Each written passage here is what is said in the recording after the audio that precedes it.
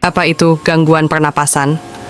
Pernapasan adalah proses vital yang dilakukan tubuh untuk mengambil oksigen, O2 dari udara, dan mengeluarkan karbon dioksida, CO2, sebagai sisa metabolisme. Proses ini melibatkan saluran pernapasan, hidung, tenggorokan, trakea, bronkus, paru-paru, dan otot pernapasan, terutama diafragma. Ketika sistem pernapasan mengalami masalah, muncullah kondisi yang disebut gangguan pernapasan.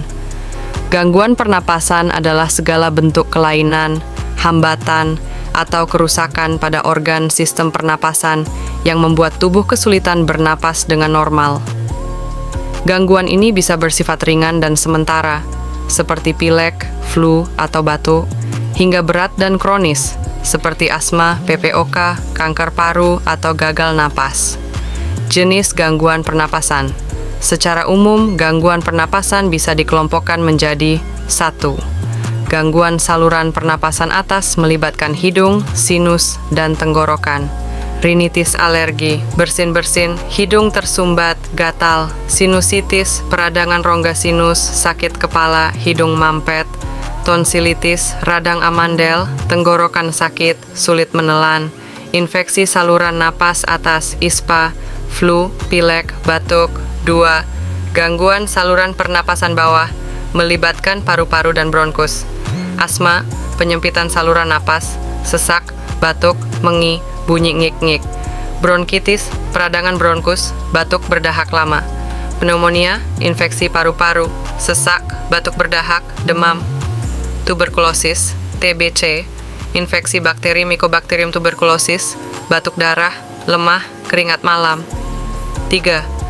Penyakit paru obstruktif kronis, PPOK, disebabkan kerusakan paru akibat rokok, polusi, paparan debu kimia. Gejala, napas pendek, batuk kronis, produksi lendir berlebih. 4. Gangguan paru-paru lain kanker paru, pertumbuhan sel abnormal di paru, fibrosis paru, jaringan paru mengeras, sulit berkembang. Edema paru, penumpukan cairan di paru, sering akibat gagal jantung. 5. Gangguan fungsi pernapasan akut gagal napas, paru tidak mampu memasok oksigen yang cukup. COVID-19, kasus khusus, menyerang saluran napas bawah dan bisa memicu gagal napas berat.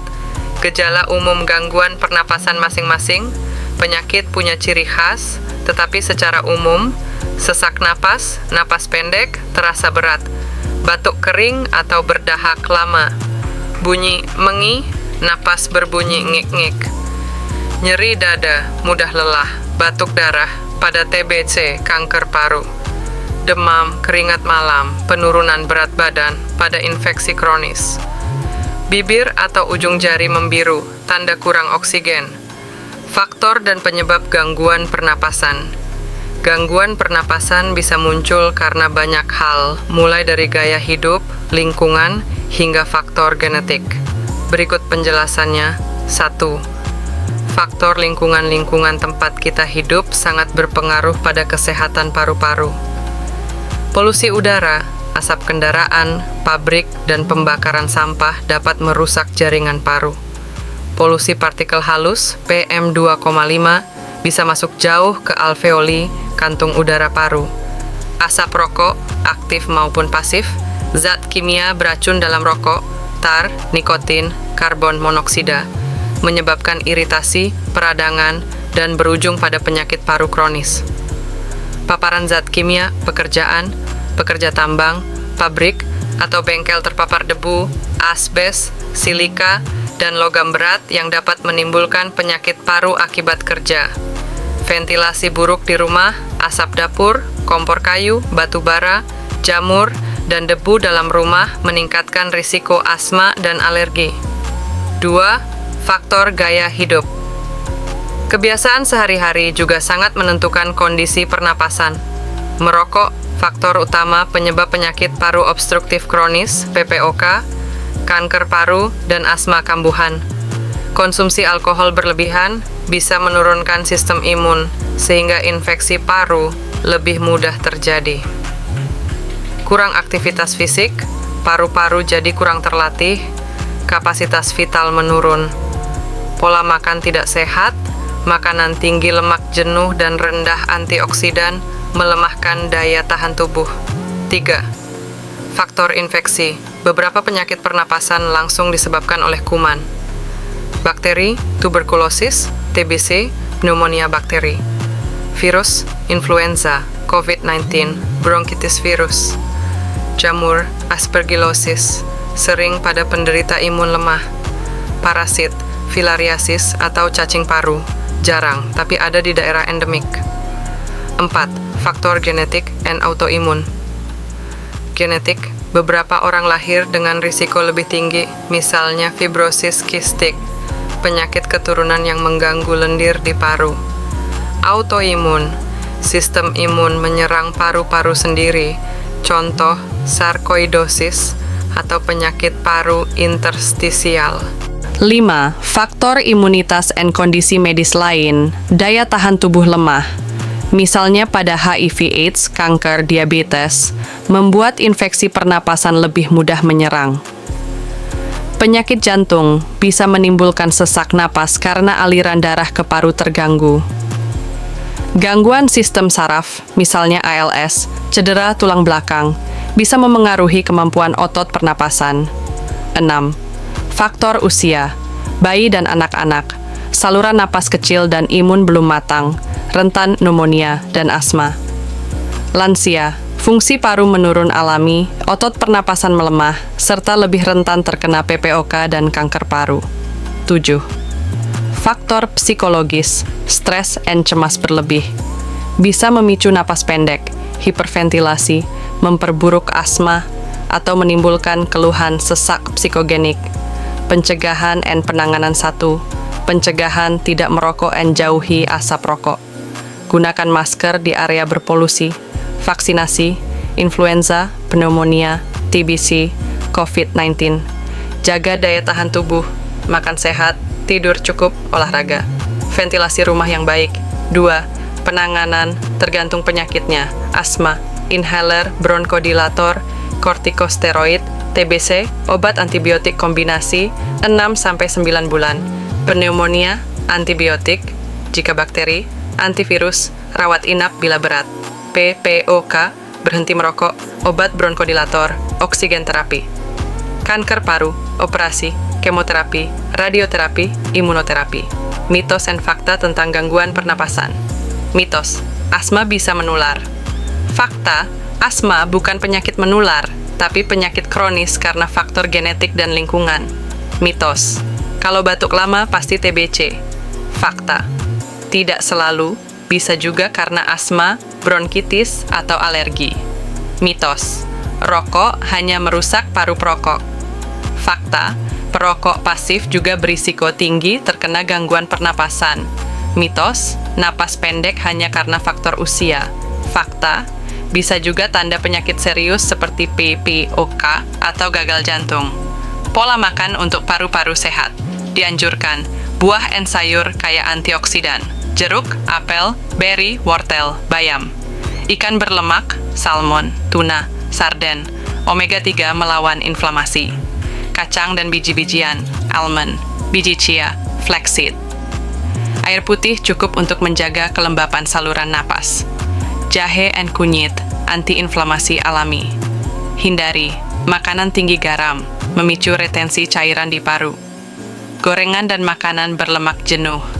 Minuman bersoda dan alkohol. Makanan ultraproses, snack kemasan, fast food. Olahraga untuk kesehatan pernapasan. Latihan pernapasan diafragma, deep breathing. Yoga dan meditasi, melatih pola napas, kurangi stres. Berjalan kaki, jogging ringan, melatih kapasitas paru. Renang, melatih otot pernapasan. Catatan, penderita asma atau PPOK harus berkonsultasi dengan dokter sebelum berolahraga. Kasus nyata gangguan pernapasan. Kasus 1, asma pada seorang anak usia 10 tahun sering mengalami sesak napas saat bermain bola. Ia batuk di malam hari, kadang terdengar bunyi ngik-ngik saat bernapas. Setelah dibawa ke dokter, ia didiagnosis asma. Dokter memberikan inhaler, bronchodilator, untuk melegakan saluran napas, serta menyarankan menghindari pemicu, debu, asap rokok, udara dingin. Pelajaran: asma bukan penyakit menular, tapi bisa kambuh kapan saja jika terpapar pemicu. Kasus 2. PPOK pada perokok berat. Pak Budi, usia 55 tahun, sudah merokok sejak remaja, kurang lebih 2 bungkus per hari. Ia sering batuk berdahak di pagi hari dan merasa cepat lelah saat jalan kaki. Setelah dilakukan pemeriksaan, dokter mendiagnosis penyakit paru obstruktif kronis (POOK). Penanganan: berhenti merokok total, terapi oksigen, dan obat bronkodilator. Pelajaran: kebiasaan merokok jangka panjang adalah penyebab utama PPOK. Kasus 3. TBC paru pada mahasiswa. Seorang mahasiswa berusia 22 tahun mengalami batuk lebih dari 3 minggu, berat badan turun, berkeringat malam, dan kadang batuk darah. Hasil röntgen paru menunjukkan adanya infeksi tuberkulosis TBC. Penanganan: minum obat TBC OAT rutin selama 6-9 bulan tanpa putus. Pelajaran: TBC bisa menular melalui udara. Disiplin minum obat sangat penting agar sembuh total. Kasus 4. COVID-19 berat. Seorang ibu usia 45 tahun dengan riwayat diabetes terkena COVID-19. Gejala awalnya hanya demam dan batuk, tapi dalam 1 minggu ia mengalami sesak berat dan saturasi oksigen turun hingga 85%. Ia harus dirawat dengan bantuan ventilator. Penanganan: perawatan intensif di ICU, pemberian oksigen, obat antivirus, dan pengontrol gula darah. Pelajaran: COVID-19 bisa berkembang cepat menjadi gangguan pernapasan berat, terutama pada pasien dengan penyakit penyerta. Sekarang waktunya like video ini, subscribe channel ini, pencet tombol loncengnya untuk dapat notifikasi video terbaru. Share video ini ke grup WhatsApp keluarga, grup pengajian rutinan, grup RT, grup RW. Sebarkan manfaat ini ke sebanyak mungkin saudara kita.